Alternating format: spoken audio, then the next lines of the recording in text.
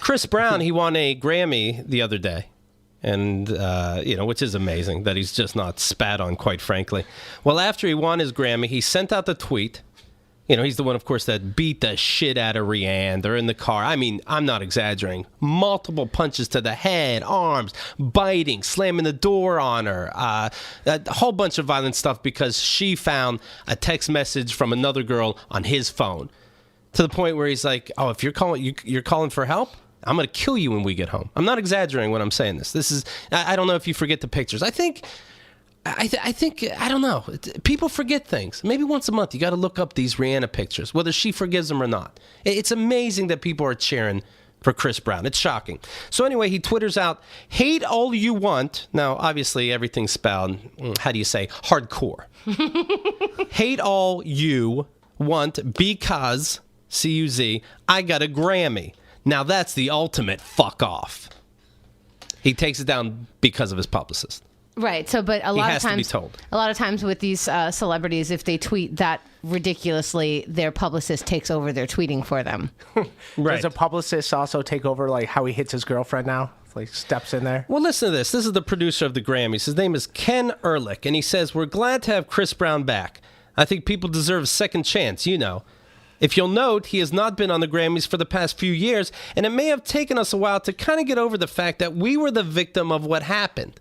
What? Who's the victim? The management company? The Grammys are saying they were a victim because we wouldn't let Chris Brown on. Too much was going on.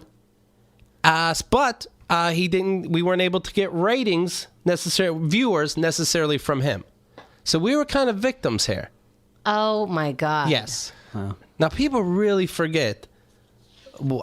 Did they just forget what happened? Did they forget the pictures? Yeah, I think so. I mean, it's pretty amazing. I think, well, for this kind of thing, I mean, psychologically, it's hard to imagine somebody being such a bad person.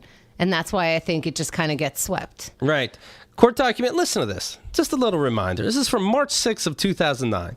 Court documents released reveal details against Chris Brown, including police statements made by Rihanna, real name Robin Fenty. What? Yes. Robin Rihanna Fenty.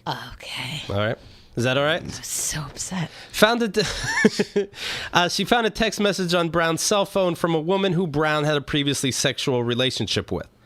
Search warrant used by police to obtain cell phone records related to the case included the sworn statement by L.A. Police Detective Deshaun Andrews, in which he detailed what happened in the early morning hours of February 8th. Brown was driving a vehicle with Robin F., Rihanna, of course, as the front passenger of an unknown street in Los Angeles. Robin picked up Brown's cell phone and observed a 3-page text message from a woman who Brown had a previous sexual relationship with. A verbal argument ensued, and Brown pulled the vehicle over to an unknown street, reached over Robin F. with his right hand, opened the car door, and attempted to force her out. Brown was unable to force Robin out of the vehicle because she was wearing a seatbelt. When he could not force her to exit, he took his right hand and shoved her head against the passenger window of the vehicle, causing an approximate 1-inch raised circular contusion. Robin turned to face Brown and he punched her in the left eye with his right hand. He then drove away in the vehicle and continued to punch her in the face with his right hand while steering the vehicle with his left hand. The assault caused Robin F.'s mouth to fill with blood and blood to splatter all over her clothing and the interior of the vehicle. You know what? I'm one of these people who forgot. Brown looked at Robin and stated, "I'm going to beat the shit out of you when we get home. You wait and see." The detective said Robin then used her cell phone to call her personal assistant, Jennifer Rosales. That's who you call. She did not answer. Do you know what I mean? Yeah.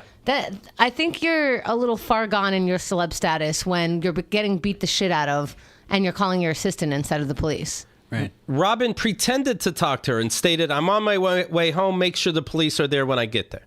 So this person didn't answer.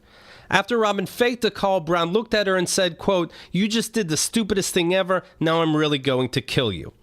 Brown resumed punching Robin, and she interlocked her fingers behind her head and brought her elbows forward to protect her face. She then bent over at the waist, placing her elbows and face near her lap in an attempt to protect her face and head from the barrage of punches being levied upon her by Brown. Now, how does she forgive that? Because she was actually there. It's hard to forget that. She needs to see the pictures. Brown continued to punch Robin on her left arm and hand, causing her to suffer contusion on her left tricep that was approximately 2 inches in diameter and numerous contusions on her left hand. Robin then attempted to send a text message to her other personal assistant, Melissa Ford. Brown snatched the cell phone out of her hand and threw it out the window.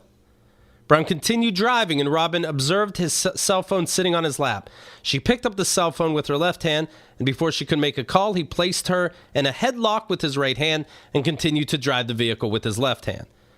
Brown pulled Robin close to him and bit her on her left ear. She was able to feel the vehicle swerving from right to left as Brown sped away. He stopped the vehicle in front of 333 North June Street, and Robin turned off the car, removed the key from the ignition, and sat on it. Brown did not know what she did with the key and began punching her in the face and arms. He then placed her in a headlock, positioning the front of her throat between his bicep and forearm. Brown began applying pressure to Robin F's left and right carotid arteries. I think if he wasn't driving, she'd be dead. Because that's a lot of punches to a really tiny girl. Or the guy's a pussy. I wonder if anybody says that. She remembered all this? Like, they're the only two in the car. She's probably lying, Ray. No, but it's obviously messed up. But I mean, there's a lot of action happening. Maybe pain association, like, oh yeah, my right eye hurts. Yeah, that's right. He punched me in my right eye, causing her to be unable to breathe, and she began to lose consciousness. She reached up with her left hand and began attempting to gouge his eyes in an attempt to free herself. Brown bit her left ring and middle fingers and then released her. Obviously, you're able to see all this damage. While Brown continued to punch her, she turned around and placed her back against the passenger door. She brought her knees to her chest, placed her feet against Brown's body, and began pushing him away. Brown continued to punch her on her legs and feet, causing several contusions. Robin began screaming for help, and Brown exited the vehicle and walked away. Sometimes you got to count to 10. Yeah. A resident in the neighborhood heard Robin's pleas for help and called 911, causing a police response. An investigation was conducted, and Robin was issued a domestic violence emergency protective order. At the end of his statement, Andrews said Brown sent a text message 9 days later apologizing. In the text message, Brown apologizes for what he had done to Robin and advised Ford, Rihanna's assistant, that he was going to get some help. That's what happened. But here's your Grammy. And he just gave us all the ultimate fuck off. but she's also in touch with him. And she's in touch with him, right? Which is sick, too. I mean, I put on the poll. I wonder what the results are. Let me take a look. But I put a poll. Would you, for women only, would you date a man that hit his previous woman? Right. And I'm looking it up. I'm gonna see what people say. But another question is, would you date Rihanna? Would you date a woman, I'm saying, that took a beating, I don't know if took's the right word, received a beating, and then hung out with the guy again later? Because to me, I could not be with that. See, I think it depends, because there are people who've had trouble in their history and who found some kind of help for it. And it doesn't mean that you'll repeat it. I think it depends on what did you do and where are you now with him. I think it would shock me and be really upsetting if you were still in touch with this person. And I think that would make the difference. I'm sure if Chris Brown was here and he was like really sorry, and I guarantee he'd be sincere with his apology and everything, and you'd have to believe him. He doesn't. That's another thing that bothers people about Chris Brown. People are quick to forgive, and I would never be able to, me judging Chris, but I would never be able to forgive him. But I could see the world forgiving him more if he had any sense of humility. He admits what he did. But not the way I understand the world would like, and appropriately so, if you ask me. He ends up he has to take a course for domestic violence abuse, why it's not right, how some men need to be told that, and then he gets his degree after his 6-hour class, and he twitters, "Here's the degree. A man does what a man's supposed to fucking do. Now get off my fucking back." To me, it doesn't seem like he's so apologetic. I got a Grammy. That's the ultimate fuck off. Doesn't sound very apologetic. Well, and in between, he threw a chair through a window. In between, on Good Morning America, he threw a chair through a window because he was asked about Rihanna. It's a fucking line in the sand. You're either a guy who hits chicks or you're a guy who doesn't. But to hold Rihanna, once you cross that fucking, you're that guy. But we're not asking, would you date that guy? I don't think holding Rihanna responsible is like... That's not what I'm doing.